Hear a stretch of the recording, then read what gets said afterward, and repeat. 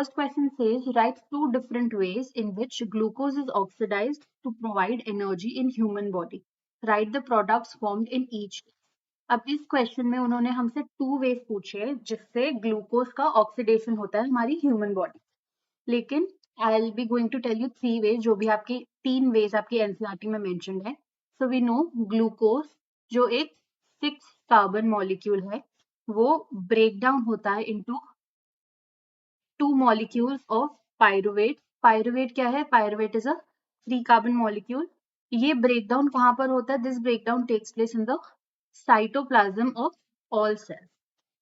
Pyruvate के हमारी body में या किसी भी ऑर्गेनिज्म में 3 fates हो सकते हैं. In the first one, अगर इस pyruvate के पास ऑक्सीजन प्रेजेंट है तो इसका एरोबिक रेस्पिरेशन होगा. इस एरोबिक रेस्पिरेशन में हमारे पास प्रोडक्ट्स बनेंगे कार्बन डाइऑक्साइड, वाटर, साथ में एनर्जी. एनर्जी यहाँ पर जो बनती है it is 38 ATP of energy which is form during aerobic respiration. ये हो गया हमारा फर्स्ट फेट. सेकेंड फेट में क्या होता है? अगर इसके पास ऑक्सीजन एब्सेंट है, in the absence of oxygen, तो ये एरोबिक रेस्पिरेशन करेगा. एरोबिक ये एनएरोबिक रेस्पिरेशन करेगा. Anaerobic respiration means the respiration in the absence of oxygen. Anaerobic respiration में हमारे पास products बनते हैं ethanol plus carbon dioxide plus energy. Anaerobic respiration में हमारे पास जो एनर्जी हमें मिलती है वो बहुत ज्यादा कम होती है as compare to aerobic respiration which is only 2 ATP. ठीक है, तो एरोबिक रेस्पिरेशन हमारी माइटोकॉन्ड्रिया में होती है in the cell. Anaerobic respiration जो है हमारी जहाँ पे इथेनॉल बनता है ये होती है हमारी यीस्ट सेल में. एक और पायरुवेट का फेट होता है जहाँ पर एनएरोबिक रेस्पिरेशन होती है इन मसल सेल्स.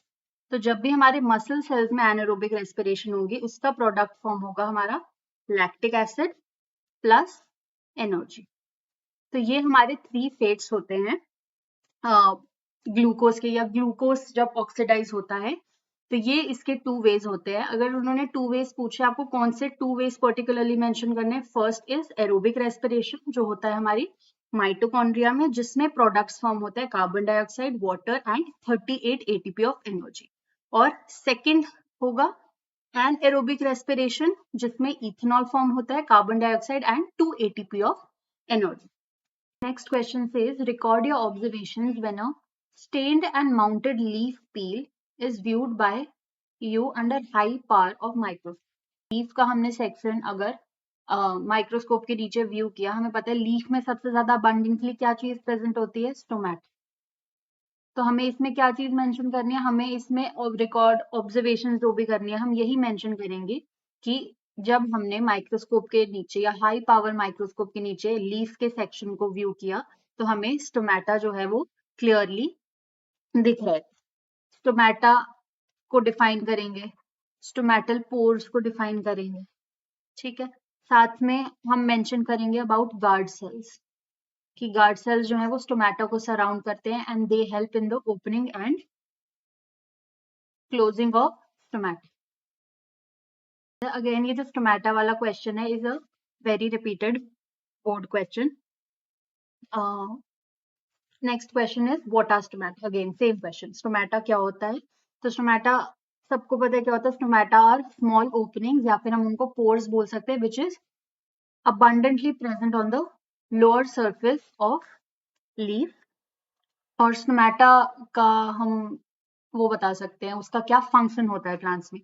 तो stomata is helpful for the exchange of gases in and out of the leaf और ये हेल्प करता है हमारी ट्रांसपिरेशन में जिसकी वजह से प्लांट का जो टेम्परेचर है वो मेंटेन रहता है.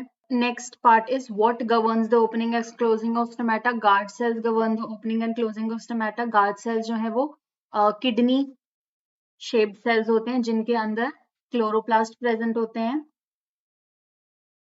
अगेन ये किडनी शेप्ड भी हो सकते हैं या फिर ये डम्बल शेप्ड सेल्स भी हो सकते हैं. गार्ड सेल्स ही हमारे स्टोमेटा या स्टोमेटल पोर की ओपनिंग और क्लोजिंग को गवर्न कर। और काफी बार हमारे पास ये गार्ड सेल्स या स्टोमेटल पोर के डायग्राम भी आते हैं। तो दोनों डायग्राम बनाने हैं, एक तो ओपन स्टोमेटा का जहाँ पे ये क्या है, ये हमारे किडनी शेप्ड गार्ड सेल्स हैं। गार्ड सेल्स के अंदर प्रेजेंट है हमारे क्लोरोप्लास्ट और ये है हमारा स्टोमेटल पोर। और ये अभी स्टोमेटल पोर क्या है, स्टोमेटल पोर यहाँ इस डायग्राम में ओपन है। ये this is the closed stomatal pore. ठीक है, तो ये इसका सिंपल सा डायग्राम है। साथ में इसके अराउंड हम कुछ सब्सिडरी सेल्स भी दिखा सकते हैं, जो असेसरी सेल्स साथ में प्रेजेंट होते हैं। These are called subsidiary cells. Next question is, name the process by which plants get rid of excess water. Plants excess water को कैसे निकालते हैं? Through the process of transpiration. Name the pores through which this process takes place. कौन सा पोर होता है हमारा? Stomata, या फिर हम इसको स्टोमेटल पोर कह सकते हैं। अगेन ये फर्स्ट क्वेश्चन हो गया। सेकेंड क्वेश्चन है हमारा, ये भी रिपीटेड क्वेश्चन है अबाउट ट्रांसपिरेशन। ट्रांसपिरेशन की हमें डेफिनेशन देनी है एंड इट्स फंक्शन। ट्रांसपिरेशन के डेफिनेशन में एक सबसे इंपॉर्टेंट पॉइंट है evaporation of water, first point. Second, from aerial parts of the plant, ये बहुत इंपॉर्टेंट है। From aerial parts of the plant is called transpiration. Transpiration का फंक्शन क्या होता है? It helps in the upward movement of water and minerals from roots to the leaves. It helps in cooling the plant surface, हमारे plant की surface को cool करने के लिए, उसका टेम्परेचर मेंटेन करने के लिए ट्रांसपिरेशन हेल्प करता है। दूसरा, हमारे वाटर और मिनरल्स का रूट से स्टेम तक या पूरी प्लांट बॉडी में ट्रांसपोर्ट किस वजह से होता है? Through transpiration. Next question is, state the role played by the following in the process of digestion. First is enzyme trypsin and second is enzyme lipase. तो सबसे पहले हम शुरू करते हैं by discussing the enzyme trypsin. Trypsin कहाँ present होता है? Trypsin is an enzyme present in the small intestine और ये हमारे डाइजेशन में हेल्प करता है। किसका डाइजेशन करवाता है? ये प्रोटीन्स का। प्रोटीन्स को ये कंप्लीटली ब्रेक डाउन करता है into amino acid in the small intestine. ठीक है, तो अब जो प्रोसेस, जो प्रोटीन का डाइजेशन हमारा स्टमक में शुरू हुआ था, उसी प्रोटीन का कंप्लीट डाइजेशन ट्रिप्सिन करवाता है in the small intestine. Second point है, ट्रिप्सिन को हम एक प्रोटियोलिटिक एंजाइम भी कह सकते हैं। Proteolytic enzyme is the one which helps in the breakdown of proteins. तो क्योंकि ये हमारे प्रोटीन्स का डाइजेशन करा रहे हैं in the small intestine, it is also known as a proteolytic enzyme, या फिर हम इसको क्या बोल सकते हैं? एक protease. Protease are also enzymes which help in the breakdown of proteins. ठीक है, एक और इम्पोर्टेंट पॉइंट हमारा ये है कि ट्रिप्सिन हमारा रिलीज होता है इन द स्मॉल इंटेस्टाइन, लेकिन ट्रिप्सिन हमारा बनता क्या कहाँ है? ट्रिप्सिन हमारा बनता है इन द पैनक्रियाज। पैनक्रियाज में जब ये हमारा ट्रिप्सिन बनेगा, ये एक इनएक्टिवेटेड फॉर्म में बनता है which is called trypsinogen. Trypsinogen form में बनता है which is an inactive form. ये इनएक्टिव फॉर्म हमारी एक्टिवेट होती है स्मॉल इंटेस्टाइन में जाके, which is the activated enzyme called trypsin. Trypsin हमारा एक्टिवेटेड फॉर्म होता है ट्रिप्सिनोजन का, और ये एक्टिवेशन होता है इन द स्मॉल इंटेस्टाइन। तो ये जो ट्रिप्सिनोजन है, ये स्मॉल इंटेस्टाइन में एंटर करता है through the common bile duct और फिर कन्वर्ट होता है into an active form of trypsin.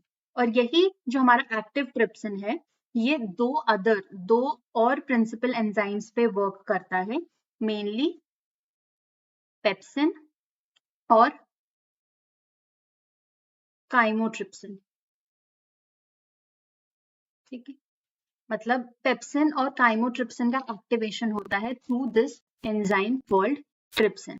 और ये पेप्सिन और काइमोट्रिप्सिन भी दोनों जाके क्या करते हैं? These are also proteolytic enzymes जो हमारे प्रोटीन का ब्रेक डाउन करवाते हैं इनटू अमाइनो एसिड्स। और यही अमाइनो एसिड्स हमारे बॉडी में यूज होते हैं for muscle growth, for hormone production और जो भी सारे इंपॉर्टेंट हमारे बॉडी फंक्शंस होते हैं। Next enzyme is enzyme lipase. तो lipase as the name suggest ये लिपिड का ब्रेकडाउन करवाता है। लिपिड का ब्रेकडाउन कैसे कराएगा? जब ये लिपिड पर एक्ट करता है, लिपिड को ये तोड़ देता है into smaller particles known as glycerol plus fatty acid. ये जो हमारा लाइपेज एंजाइम है ये पर्टिकुलरली रिस्पॉन्सिबल होता है for digestion of fat. Again जैसे ट्रिप्सिन हमारा रिलीज हो रहा था पैनक्रियाज से, लाइपेज भी हमारा रिलीज होता है फ्रॉम द पैनक्रियाज, और pancreas he is the main source of lipase जो डाइजेस्टिव ट्रैक्ट में लाइपेज को रिलीज करता है इन द स्मॉल इंटेस्टाइन। तो पैनक्रिया में ये सारे एंजाइम्स बनते हैं और कॉमन बाइल डक्ट के थ्रू ये स्मॉल इंटेस्टाइन में आते हैं, स्मॉल इंटेस्टाइन में आके एक्टिवेट होते हैं and then they act on their particular substrate for their digestion. जब लाइपेज ये लिपिड का डाइजेशन करवा देंगे, लिपिड को ब्रेक डाउन कर देंगे into glycerol and fatty acid, तो ये ग्लिसरॉल और फैटी एसिड जो है ये मूव कर जाएंगे इनटू आवर ब्लड और लिम्फ वेसल्स ताकि ये पूरी बॉडी में ट्रांसपोर्ट हो पाए। Second part is list to important functions of finger-like projections present in the small intestine. तो स्मॉल इंटेस्टाइन में हमारी फिंगर लाइक प्रोजेक्शंस जो प्रेजेंट होती है उनको हम बोलते हैं विलाई, और इन विलाई का साथ में इसके प्रेजेंट होते हैं स्ट्रक्चर्स माइक्रोविलाई। विलाई और माइक्रोविलाई का मेन फंक्शन हमारे स्मॉल इंटेस्टाइन में होता है to increase the absorptive surface area. ठीक है, अगर हमारा सरफेस एरिया स्मॉल इंटेस्टाइन का इंक्रीज होगा उसकी वजह से जो हमारा रेट ऑफ अब्जॉर्प्शन है वो भी इंक्रीज होगा। सो these villi present in the small intestine are helpful for the increase of surface area for rapid absorption of the digested food. तो जो भी हमारा digested food है जो absorb होता है through the walls of small intestine, वो फिर सारा absorbed food हमारा जाता है into the blood and from blood it is transported to the whole body and our whole body gets nutrition or nutrients through the digested food. Next question is list in tabular form 3 distinguishing features between autotrophic nutrition and heterotrophic nutrition. Autotrophic nutrition क्या होती है? In which an organism make its own food, और heterotrophic nutrition होती है जहां पर जो organisms है वो अपना खुद food ना बना के किसी और organism से nutrients derive करते हैं।